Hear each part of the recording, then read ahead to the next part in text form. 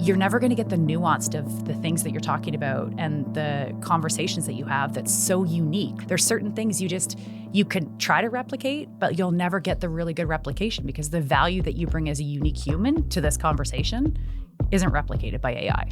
AI is dull and boring. I'm James Collins. I'm Alec Cranston. Matter of Facts, the podcast that tells the real stories of Halifax. The good, the bad, and the Bayes Lake. The Matter of Facts podcast brings you the unsung heroes, the unsung stories, news and happenings from across our wonderful city that you maybe thought happened but didn't quite know the truth behind. And get you all in the loop on what's going on, what's to come, and what can we be prepared for. Merry Christmas. I wanted everyone to then go to Spotify thinking they're on the wrong episode. It's actually So your brother and my uncle. Our two listeners. Yeah. It's April. It's spring. How are you doing? Doing good. Who are we?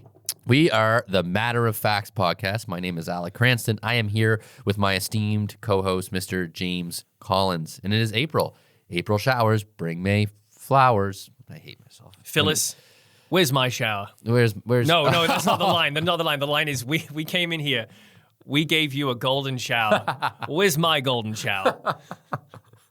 Oh man. Wouldn't be a Matter of Facts podcast episode with an office callback or a line. No, I agree. We used to put the sound effects in back in the day. Oh. Our first season, we used to always do the sound effects for the office. Remember when this podcast was in its infancy? And we've just settled into a groove now, and we actually take it less seriously. So for people at home, I used to plan the podcast for like 3 hours. Now we whip it together really quickly, but it's not because we're trying to make the content less valuable. It's just we are in our groove. We used to schedule meetings, pre-podcast meetings where we would sit down with like Dylan, Melissa for multiple hours and run through what are we going to talk about. Here's our questions. And then we'd sit there like this, high camera, with our questions, reading them off, right? Yeah. Or I'd have them pre-sent to somebody and then they would read their answers off.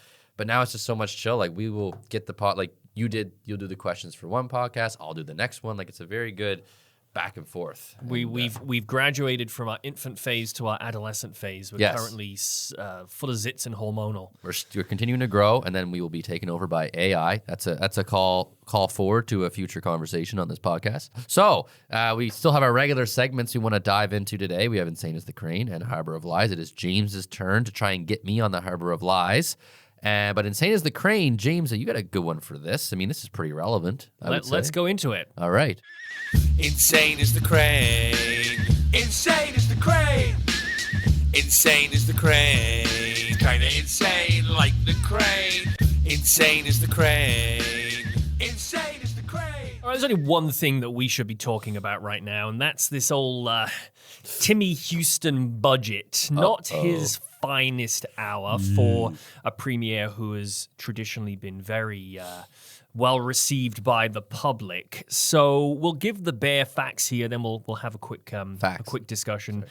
Matter of facts. So we are running at a $1.2 billion deficit. The government's been trying to cut costs while still running the deficit. And they wanted to move towards what they refer to as a fiscally sustainable plan. There's been some civil service and public sector reductions. That's to be expected. But this is what people didn't expect. This was the big controversial move, which was the announcement of the mass grant cuts. This was the headline issue. So it affected about 280 grants. The goal was to save about $130 million. But this is what got hit. Arts and culture, tourism programs, scholarships, community organizations, Indigenous programs, African Nova Scotian programs, disability supports, food security initiatives, and so on. And it wasn't really just trimming, it was a broad sweep across these programs. So an example we'll give, they announced that 12 of 28 provincial museum sites are going to be closed. That represents 40%. This triggered protests, a lot of backlash from tourism and rural communities who rely on those. Then there were the hits to the vulnerable groups, things like Indigenous education services, African Nova Scotia initiatives, disability support. So anyway, all this happens, and no doubt people lose their shit. When that happened, they did a little bit of backpedaling. So there were protests, there was a lot of backlash, and then when this happened, Tim Houston did what a lot of people thought was a partially correct move, and he started reversing course a little bit. So $54 million was reinstated into programs, especially those for seniors, individuals with disabilities, Indigenous and African Nova Scotian programs. And he kind of said, I'm sorry, we got this wrong, which is rare for a premier to do. Yep. So you can tell how hard this landed among the average person. But maybe not the best move. I'm not going to say that having to run at a deficit and save money is an easy thing. It's very, very simple for the keyboard warriors on Facebook to tell people what they would do or to say this is wrong. To be sat in the premier's seat, having to navigate this is a responsibility that I think is very admirable and a responsibility that the average citizen wouldn't want. Yeah. But we still have to acknowledge not the best outcome. Definitely not. No. And I like to defend, I'm devil's advocate, right? I think a lot of people, it's not like Tim Houston, friend of the podcast, is sitting there by himself making these decisions, being like, boom, boom, boom, boom. He has advisors. He has people to report to. Things need to be passed. Like, I don't think he's just sitting there making all these determinations and then that's that. So it's a tough battle because he's also not stupid. So some of the decisions he's making must benefit us in some other way. This, I think, was just a bit drastic and wasn't. There probably might have been another way to do it, and it was just obviously it was drastic and probably not well thought out. Where he went back on things so quickly with the protests, which was pretty intense. They were right out in front. They had a chant going. What was it? Bring back the HST. They said we'd rather have the 1% HST. Yeah, they'd rather have the 1% HST than these cuts, right? And I've seen the effects. One of the effects was programs within the school boards. I've dealt with a couple school boards recently, and that was a main issue where had something pulled and then brought right back and just throws everything for a loop. So I can only imagine how many different organizations are going through that right now, where they were told something's being pulled away, so they have to adjust, and now it's coming back, which is great, but now they got to readjust too. So it just caused a lot of unnecessary chaos, I think, unfortunately. Great that he owned up to this was the wrong decision. It didn't make everybody happy because there were still some that were not reinstated, including arts and culture, a decent amount with that as well. And that was actually brought up at the Oscars. A pair won an Oscar. It might have been for production design. I'm not 100% sure what it was, but they're from Nova Scotia, and they, on the stage in their acceptance speech, made a comment about how our provincial government is cutting arts and culture and making it difficult for us to do our job in Nova Scotia. And that, when I heard that, I was like, whoa. Did Will Smith get up and slap anyone? Oh, that would be interesting. But no, it was actually Ian Rankin came up. No, just kidding. With a pint in his hand. Please Ian. take a cab home. Yeah,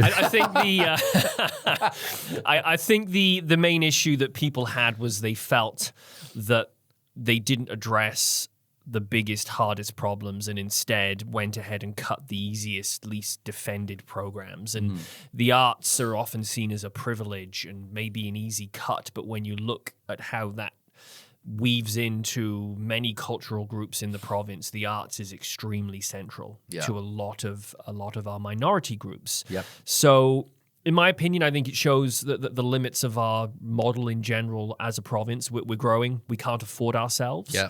But again, I want to take a balanced view on this, and this is however you feel about it. I think we still have to recognize that these decisions were not made without sleepless nights, a lot of agony, a lot of consulting the right people. I disagree with the public sentiment that, Tim Houston sat there over a 20-minute lunch and went, let's make sure that all the arts programs are cut and the students that are halfway through university can't receive the last 2 years of their scholarship we promised I saw them. that one too. Yeah, you see that in this news this morning. They're having to top these students up, and I don't think that was the case. I think it was far from that. And ultimately, it comes down to when you're running at a deficit, you have to make a cut. Every cut hurts someone. Yeah. You can't please everybody. No, and in this case, I think unfortunately it was a set of cuts that hurt more people than was intended. But good luck getting everything balanced. And again, I would not want that job. I'm very happy sat here in a warm podcast studio and then trading commercial real estate all day, not having to run a province. I'm okay with that.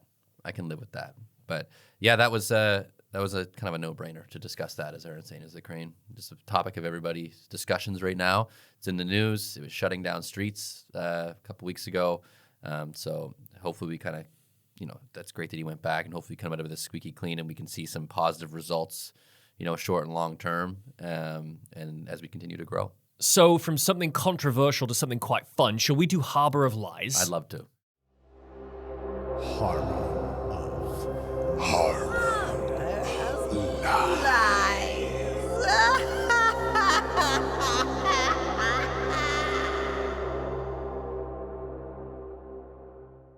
All right, so we used to know what our rate of lying to telling the truth was. I think we've done this so many times now for over a year that we've lost. But either way, Alec has a record of guessing correctly with everything. So we're going to see if we can get him or not with this one. So again, Harbor of Lies, really quickly, we tell a story that we claim to be true.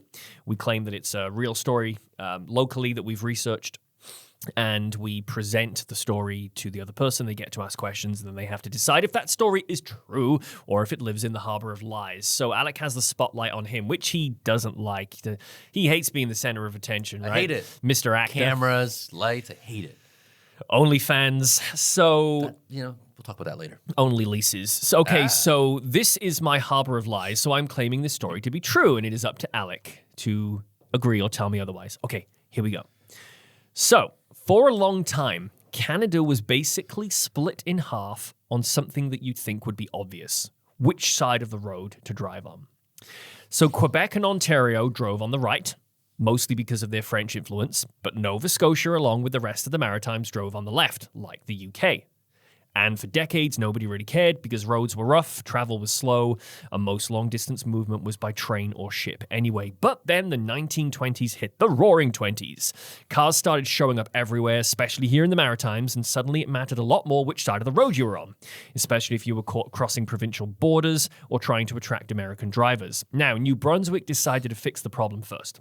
So in 1922, they launched a massive campaign telling everyone, turn to the right instead of to the left. And it was everywhere. Newspapers, signs, even ads making jokes out of it. On the day of the switch, of course, things were very messy. People drove down the middle of the road out of confusion, and horses, who'd spent their entire lives turning left, just ignored the new rules entirely. Can't really reprogram a horse very quickly, can you?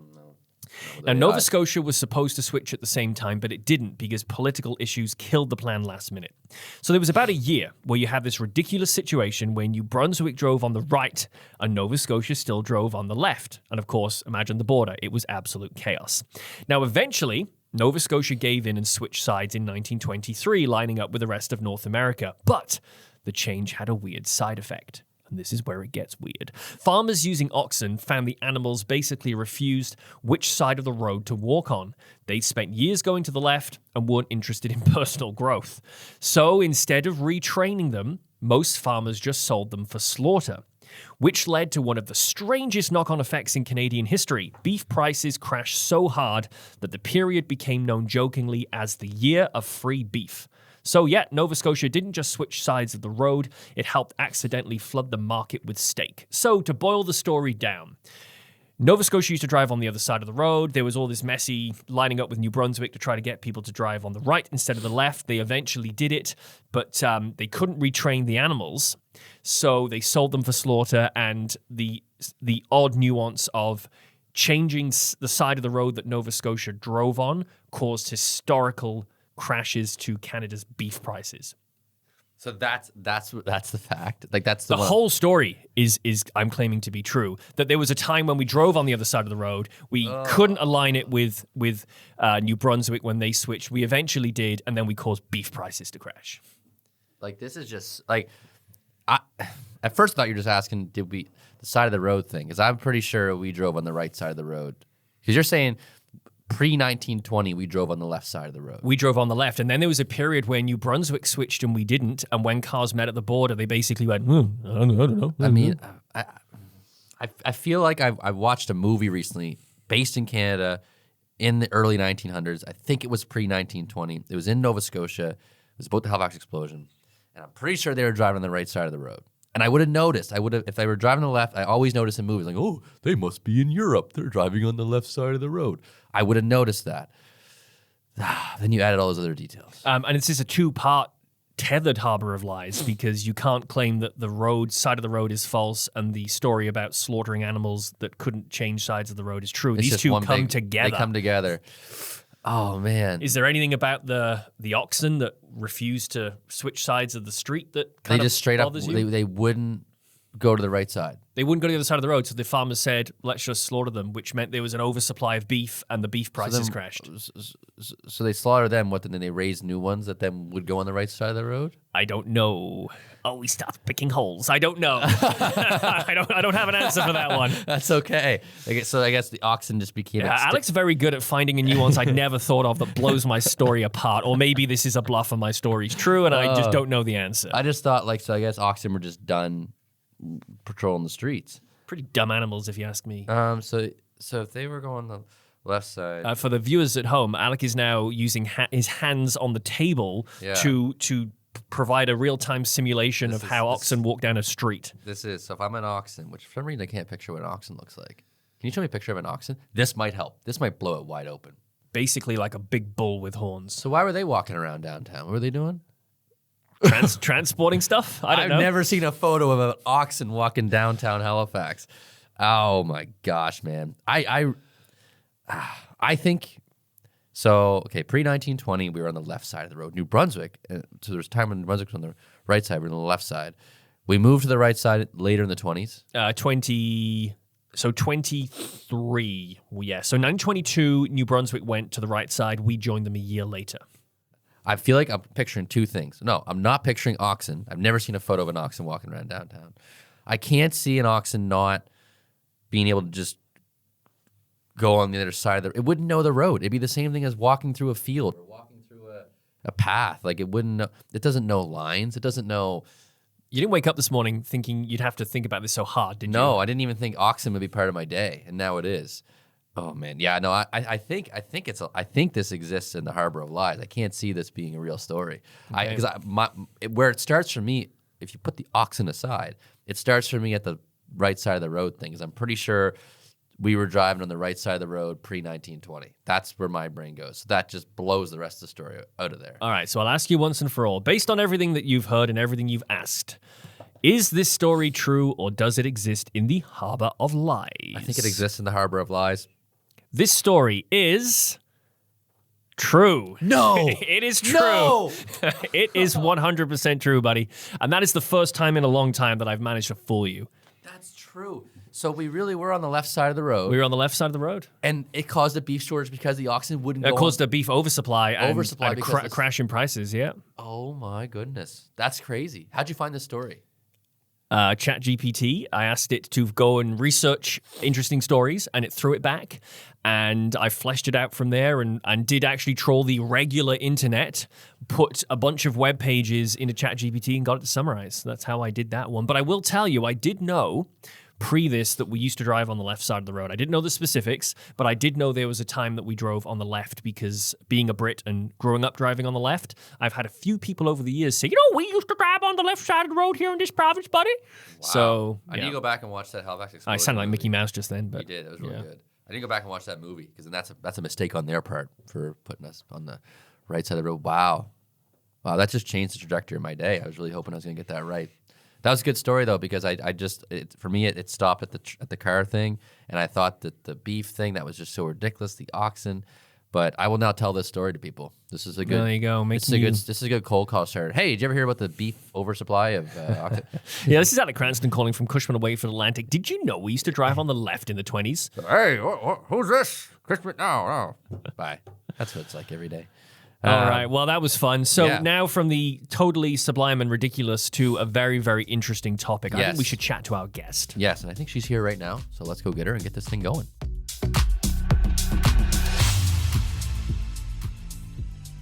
Welcome to Matter of Facts. We are here today with Jennifer LaPlante. She is the Deputy Minister of the Department of Cybersecurity and Digital Solutions at the Government of Nova Scotia. She has over 20 years of experience in digital transformation, data strategy, and artificial intelligence, with a focus on using technology to drive real-world impact. Before joining the Government of Nova Scotia, she was Chief Growth and Investment Officer at Canada's Ocean Supercluster and Executive Director of DeepSense, where she helped organizations adopt AI and innovate for growth. She holds an MBA and a master's in computing and data analytics and was named one of Data IQ's top 100 influential people in AI. Jennifer, welcome to the podcast. Thanks for having me. Quite the intro. Not bad, eh? Mine would just say James was born in Wales and now works in commercial real estate. That would just be it. That's all I've achieved That's in it. life. Alec is from Halifax, and that's it. No, that's a great intro. So let's jump right into it with a question that everyone, I feel like, molds their thought on this every day. We see it in the news, we learn, and we're trying to understand just from your perspective. So what is AI? I think a lot of people might have the wrong idea and only think of it as the consumer platforms that have become popular over the last few years that I do use, and we do sometimes stuff that use. text with emojis and M dashes. Yeah, exactly. So I just, from your perspective, and just want to hear it from you, what is AI? I think sometimes AI can be what you want it to be. If I go back, the very first time I really got exposed to the concept of what artificial intelligence was, it was probably in 2016 and doing a bunch of reading and searches. And I'm sure back when Twitter was a thing that was safe for you to peruse, there was a lot of really great analytics and data information, and different groups who are typically researchers were talking about these really complex algorithms and how they were using it for prediction. And so to me, sometimes AI is I have a really novel, interesting use case. I have a lot of data and I make a really good prediction about it. And so up until about 2022, that is what AI was machine learning and people doing these interesting algorithms and calculations. And then you get ChatGPT and DALL-E and image generation and text generation. And now you have the general consumer who sees AI as a chatbot. And so I think really AI can be what it is. Sometimes it's an if-then statement. So if it's making a decision for someone, they might think that that's a tool that's AI.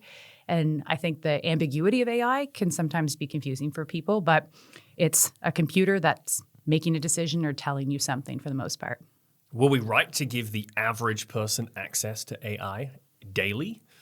Was the time right, or was it too early in the technology to say, hey, world, go and play with this thing? Anyone can go get it.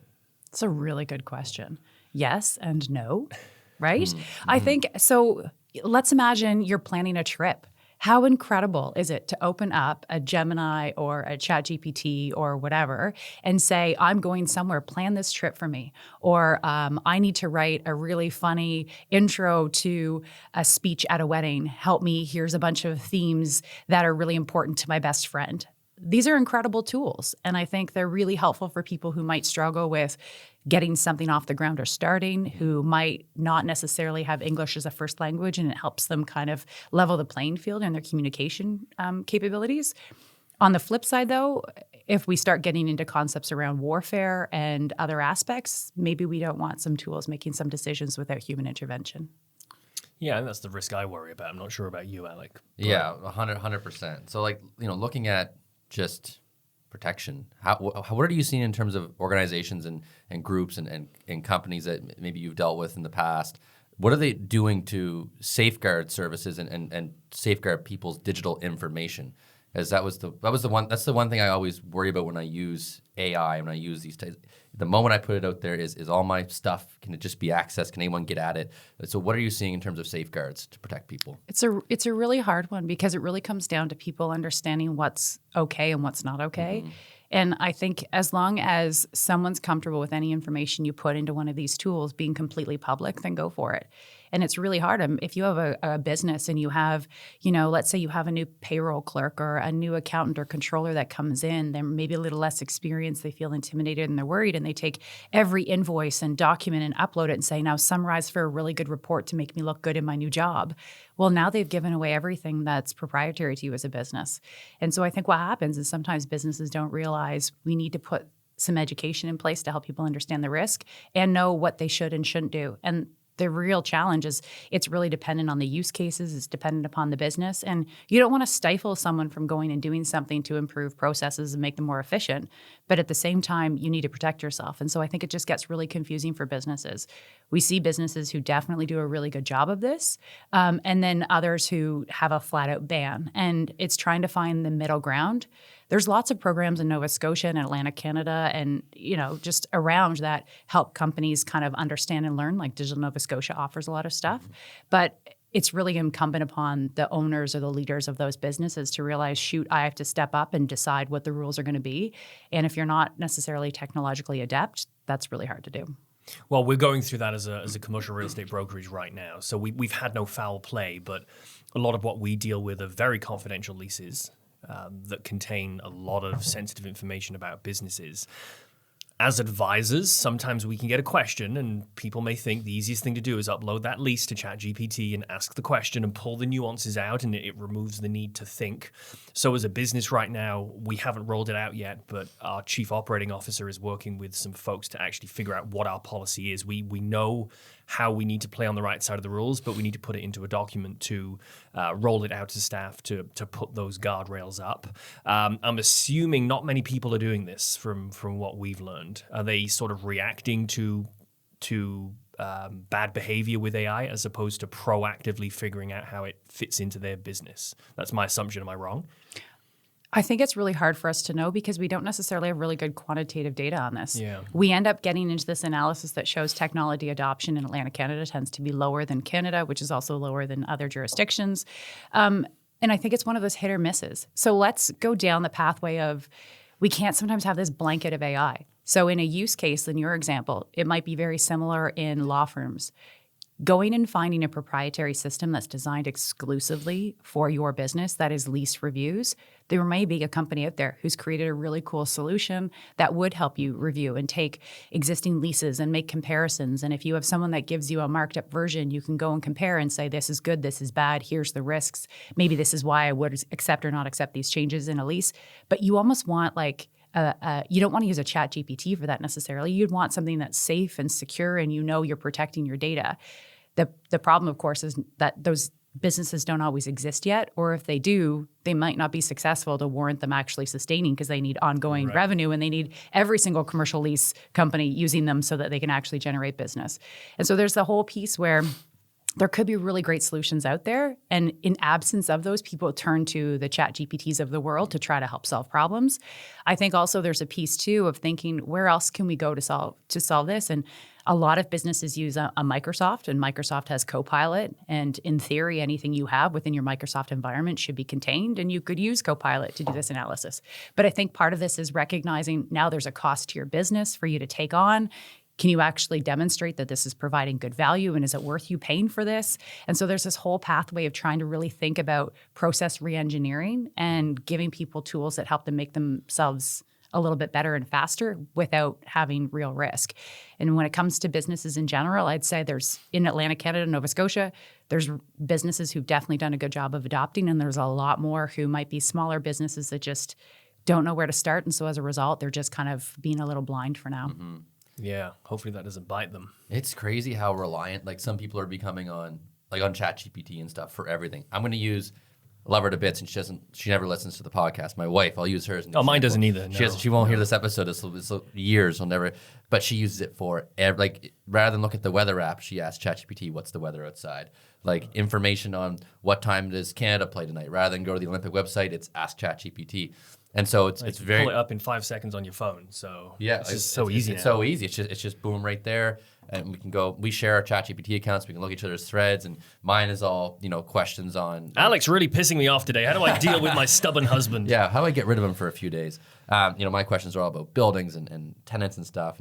But what I find with ChatGPT that kind of drives me nuts sometimes is it can get very leads you to what you want to hear sometimes when you're looking for opinions on things. Mm-hmm. Like, we'll use it for opinions on painting a house or something we're picking or designing our kitchen. And it'll lead you in one direction. And if you give it one little point in the other direction, it'll say, oh, well, actually, you know what? Now that you mentioned that, that's the better route. So that happens so many times. So I'm trying to get more, I guess, in tune with the other programs and the other out there besides ChatGPT. Like there's more specialized ones. I think some of them do cost more, but Chat's just very readily accessible. Did you find I always like bringing up the pandemic and how that affected things. Did you find that the pandemic itself had any, I'm sure it did, but massive impact on the need to improve digital service delivery? We're seeing a lot of changes to digital. Did that was that already in the works, and then the pandemic kind of ramped that up into moving into that world? I think everyone saw a bit of a change because suddenly you're seeing people work from home. So let's take any kind of business you might come across. In your business, you might have had people who required wet signatures. And so all of a sudden you have to change your process because you're allowing someone to have a digital capability and you're not necessarily looking at paper documents that need to sit in a filing cabinet in an office. And so I think there's a huge transformation that we had as a bump, and it might have slowed down quite a bit since then, I think. But there was a piece where you suddenly had massive technology adoption. The issue with that, though, is without having good knowledge and plans in place, there might be some things that happen unfettered. And so if we didn't sit there and say, okay, now we need to have things saved digitally and we need to have tools that we share with each other, and suddenly people are using Teams.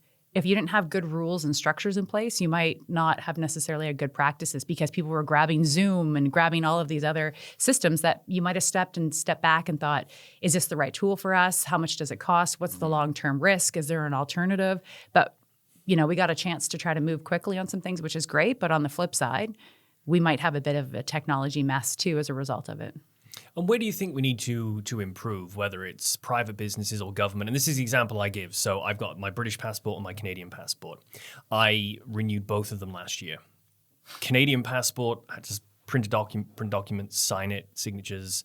I think I had to get a witness, photograph, off I went, mailed it off. Took a long time. The UK, I fired up my phone on the couch one night, downloaded the Passport Office app, did my whole renewal online. Took the photograph. There was a guide that came up on my screen. I had to choose a solid color wall. My wife stood me against the wall upstairs, took a photograph. I did my whole thing online, and the passport arrived quicker than it did with Canada. So one thing I noticed 16 years ago when I moved here is I felt we were very, very far behind. There were services I was able to access online in the UK, and I came to Canada. And I had to physically book appointments and sit in waiting rooms and talk to a human. And this passport example is the most recent one for me. UK passport did it from thousands of miles away. It arrived quicker than the Canadian passport that I had to print off and sign on paper. So if we look at this generally, government, private business, where do you think we need to improve? What services should we be now delivering digitally? It's a really good question. I think, so let's take it from the government standpoint for sure. Technology is expensive. And I think one of the things that you look at, if you look at massive enterprise, so you could be looking at a publicly traded company, it's a bank, you could be looking at utilities, you could look at any other kind of manufacturer, they still all fall under the same kind of concept that a government would fall under too. And if there isn't a continuous recognition that you need to have that capital investment in upgrading, maintaining, and replacing and modernizing, just like you would in infrastructure you have in buildings, if there isn't that ongoing dollar value and recognition, you're not going to have really good advancement like you're seeing and referencing in the UK.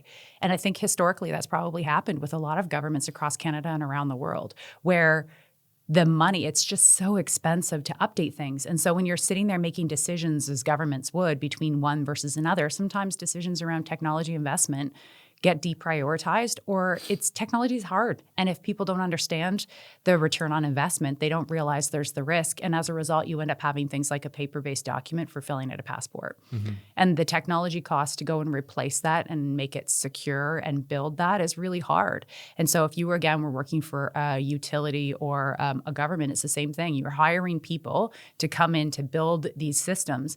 And it's hard to sometimes find those people in those environments where if you're a company that has decided, okay, I'm going to go and I'm an online store, you have a lot of license and capability to go build it how you want and bring in whomever you want to go as fast as you can because you have revenue on the line. When you're in some of these bigger organizations, it's a lot harder to be nimble and say, let's go innovate and add some new things. And I think that's the tricky part when it comes time to, advancing technology and replacing, because replacing a human process might actually cost more than it did the way it was. And so to have people do those systems and mail things costs X. Bring in new technology to build, replace, maintain, and support going forward might actually be X plus 2 or times 2. And so all of a sudden you have to make a decision. Do you keep this old process or do you bring in something new that has more technology risk and more technology complexity? And I think sometimes people think technology is cheap. And so It's not. Let's pretend you have a doctor who is going to go and is a surgeon and fixes knees, and they need to analyze images of X-rays. You could go and buy a really interesting AI tool potentially that analyzes these images and gives really good guidance and improves patient outcomes potentially, or might speed things up a little bit, maybe not, but it helps them a little. Now all of a sudden you have the cost of that physician, and then you'd have the cost of the technology. And so you haven't made something cheaper. You might have made something a little bit faster, or maybe done something a little bit better, but that whole outcome isn't always necessarily a cheaper. And sometimes we think that technology is going to come and make things a lot less expensive, when really it's adding on to the way we've always done things. And so that whole piece of companies and adopting and trying to advance and innovate actually sometimes can cost more. I'd love it if we had the ability for us to automate and digitize everything. And I think there is a world where, if you look at countries like Estonia that really almost started from a digital standpoint, they were behind. So as a result, they got to leapfrog. They have a lot of digital capabilities, which is really cool. So that you could have your driver's license that's a digital format. But the other thing we have to think about is the practical realities. If I suddenly have a digital format driver's license and I travel somewhere to the United States or across Canada, and those jurisdictions don't have the capability of reviewing and believing that that's digital format's real, then all of a sudden you have a digital license that's not usable anywhere else other than in the home province. And so there's this whole recognition that sometimes too, when we think of how you advance technology, you have to be mindful of your ecosystem. And so you could have a company that goes and advances, but if their clients or their suppliers haven't advanced their technology capabilities either, then all of a sudden you're jumped ahead, but no one else can participate in the game that you're in too. That's a super interesting perspective, and it sort of leads into the next question is what technologies do you think are hard or impossible to adapt digitally? Because I can't believe now we live in a world where I can see a GP through Maple, which obviously has been rolled into the provincial healthcare delivery model, which is great, and I've used it. I wouldn't have thought that was possible years ago. Is there anything that we're just not going to be able to deliver digitally? I mean, there's obvious things like you're not going to have automated police officers stopping bank robberies in progress and things like that, but things that we may expect that were just not going to be feasible. I think there is a whole piece of us really thinking you can look at it. I have children. I'm worried about their future. I want to make sure they're employed. I think we can look at it a couple of things. Like what if you had an 18-year-old or a 6-year-old right now, what are you going to tell them are the jobs they need to make sure they go into, because it's not going to become obsolete? You should be a plumber. You should be an electrician. You should think about, just landscaping. There's certain roles that we're not going to be able to automate. Just there's so many things that are outside the norm. Where AI is really good is a lot of historical things have happened, and I can go and pull from that knowledge and make a prediction about what the outcome would be, and then tell you what it is. So ChatGPT is really good at giving you text because it's scrubbed the internet and has read everything that's possibly out there. And so all it's doing is making a prediction from one word to the next word to the next word. And so it doesn't know what it's doing. It's just purely predicting the next word. But it's good at doing that. It's really good at generating images because it's seen loads and loads of images and words associated with it, and off it goes. But for me, like if you ever watch videos of a Roomba that fails, like it's a little vacuum that's going around and it goes through things and picks up things and goes through dog poop and drags it around a house and all these other pieces. Technology isn't good at things that are outside the norm or unexpected. And so when we think of jobs and roles and capabilities, it's things that require a human to actually think and identify there's a risk. That is where we won't be able to advance it because there's so many things outside the norm. And so let's take an example. Tesla in autopilot. Tesla's had a lot of challenges with autopilot crashes, and some of the first people that got in collisions and died tragically were because one example, I think it was in 2019, a guy was watching Netflix on his phone on autopilot on a highway, and there was an ambulance that was stopped in his lane. And because the training data that Tesla had of billions and millions and billions of hours of data collected of drivers, it had never had an instance where essentially a driver comes up, there's an ambulance stopped, they slow down and they go around. Or at least it didn't have enough instances for that model to recognize that's a problem. And so as a result, the car drove into the ambulance. And there's lots of these examples where if AI has not been shown this example, it's going to assume that's not a problem. It doesn't have the capability we do to identify this is a flag, this is wrong, and it will just keep going. And I use this example too when we talk about we're in the maritime sector. We have a lot of defense investment here in Nova Scotia. if you were to go and put an autonomous vessel out in the harbor and it had only ever been around the UK and had only, for some reason, let's say you only have red kayaks and we only have yellow kayaks, and you trained it on data there, and you brought it into our harbor, and suddenly there's a yellow kayaker in the water, it might not recognize the fact that it's a kayaker and then hit the kayaker or move around them or something. So it's that whole idea that technology needs to be shown examples and examples and examples because it can't think the way that we think. And so when we think of where are there risks to jobs and systems, not risk, I guess, efficiencies to be found potentially, and potentially maybe some jobs that get lost. It's when something is consistent over and over and over and over, and you can replicate it and a machine can learn from it and go and replace that or augment it or support it. And there are lots of instances where, we'll never get away from having tellers in a bank, because there's always going to be these edge cases of the reason why you actually need to find the time to walk into a branch, because a machine can't always replace everything. There's going to be something that you need to go into the bank for. There may be fewer of them, but there's still always going to be the reasons why you need to go there, because technology won't be able to solve everything. Wow. I'm learning a lot here. I think my wife is going to listen to this episode. So yeah, this is fascinating. This is very interesting. This is very, very interesting. Kind of looking ahead, looking to the next, because I always wonder about our job sometimes. I always, not super concerned, but I do wonder sometimes. We'll just become plumbers. Do you mean as podcast hosts? Oh, it's podcast hosts. Podcast hosts, yeah. There's already digital. Have you? Notebook LM, here you go. Oh. We don't need to be here, actually. We could have just done this. Have you seen the podcast of the lion and the tiger, and there's like 3 cats at 212? It's all AI. I haven't seen it, but I don't dispute it. They're pretty funny. I hate to say that I watched a couple episodes. But once again, though, let's go back to that really quickly. I apologize your question. No worries. Here's a piece. I remember years ago being on a panel at the Atlantic Film Festival, and this would have been maybe 2022, 23. And this is back, there was a writer's strike not long after, because there was a whole debate about AI. And so my point on this panel was, if you didn't have people with fresh perspective, all you would ever have is movies that never have a lead character that's not a white male. Because if you were to go historically through every script and everything that's ever existed, there's not a whole lot of diversity when you go back from 2000 back. And so this whole idea, like, you're going to end up with a funny podcast of whatever, but you're never going to get the nuance of the things that you're talking about and the conversations that you have that's so unique. Like, there's certain things you could try to replicate, but you'll never get the really good replication, because the value that you bring as a unique human to this conversation isn't replicated by AI. AI is dull and boring. Too, right? Yeah. I don't imagine AI is going to be intuitive with things like conversational tangents, which we do a lot of on this podcast. What? When we don't have guests and we're just talking, we start on a thing and we just get down another path. It goes all over the place.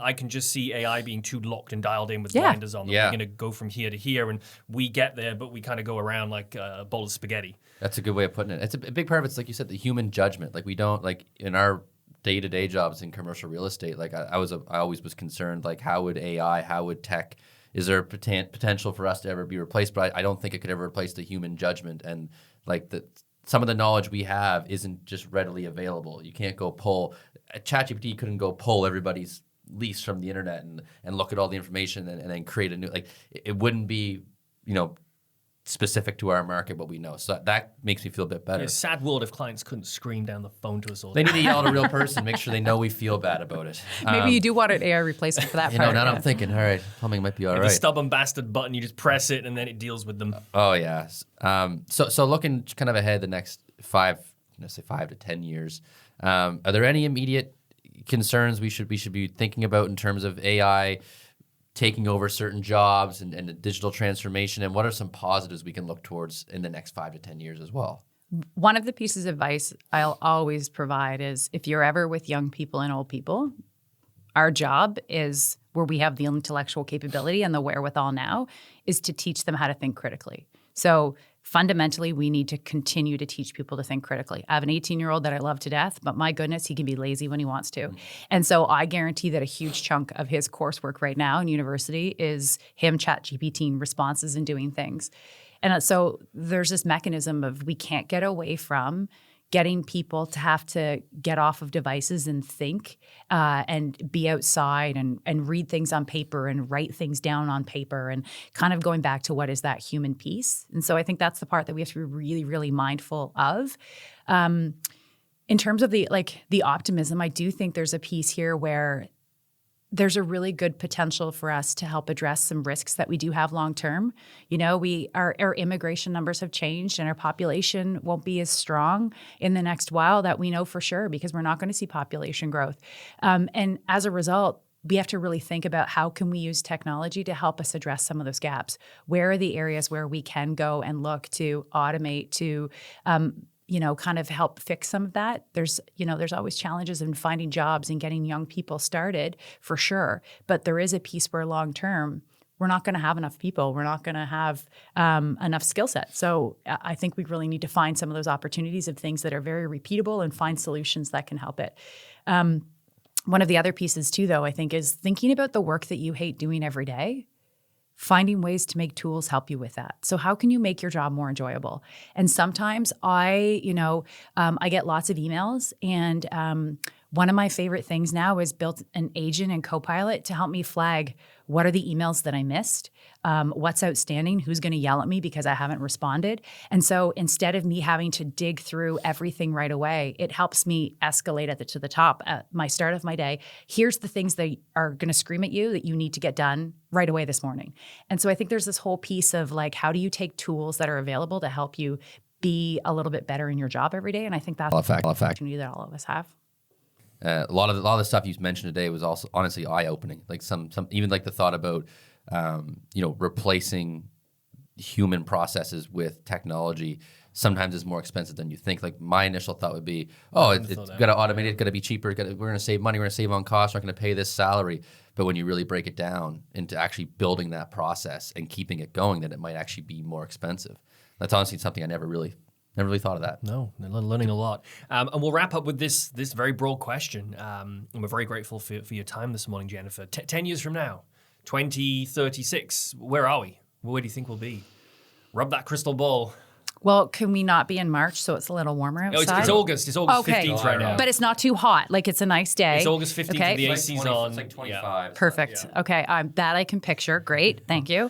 Honestly, if we were to take a step back, do you think 10 years ago that we would have thought that we would be here in this world where you have the capability to make any image you want, good or bad, that you actually get to the point now, and I'm going to go down the negative and I apologize, that you see things that you actually don't know if you can trust anymore of whether or not they're true? I would like to be optimistic to think we've developed mechanisms and ways to identify what is not true. And that societally, we've decided that we're not going to stand for things like people trying to pass things off as not real. And so that we've kind of developed more social norms. I think, you take the examples that, you read about, like wearing a seatbelt in your car, smoking, perceptions towards smoking have really changed and people recognizing its harms. Maybe that by then we'll have a bit more social norms around what's considered acceptable and not acceptable. Because I think while AI can be really great, I think there is some risk with the fact that doom scrolling, people who get sucked into a world of paying way too much attention to the materials online, and that we're really finding ways to make those systems work for us for good, and that we've kind of made it so that we only really want to focus on using any of those tools for good. That's great. It gives me some hope. AI's kind of eliminated I used to hate spoilers from movies, and now there's no more spoilers because you have no idea what's real and what's not. Like, I'm a big Marvel fan, and I see Marvel. You're not a Marvel fan, are you? I'm a diehard Marvel fan, and I see spoilers every day on Twitter. On Twitter, and I don't know what's real and what's not. And honestly, it's not a bad thing in that sense because I'm not spoiling the movie, but. This is very, very interesting interview. It was. We appreciate your time. Thank you so Jennifer. much for coming on. We'll come back in 10 years and we're going to benchmark and compare everything you said today, okay? Well, there'll be flying cars. We'll all be floating in. Yes, we'll have replicas. Of each other there you go. Like, who knows? Who knows? I dread to think where the world will be, but thank you. We're going to be in a good place. Let's take the option. All right, perfect. We'll take that. Thanks for having me. Thank you. Thank you once again for tuning in to the Matter of Facts podcast. But you can get more of us. You can subscribe on any good podcast provider. You can follow us on Instagram at Matter of Facts Podcast. And for all that great feedback and abuse, you can send it by email to halifaxpodcast@gmail.com. And of course, you can always find James Collins and I on the internet. Please do get in touch, and we look forward to seeing you next time.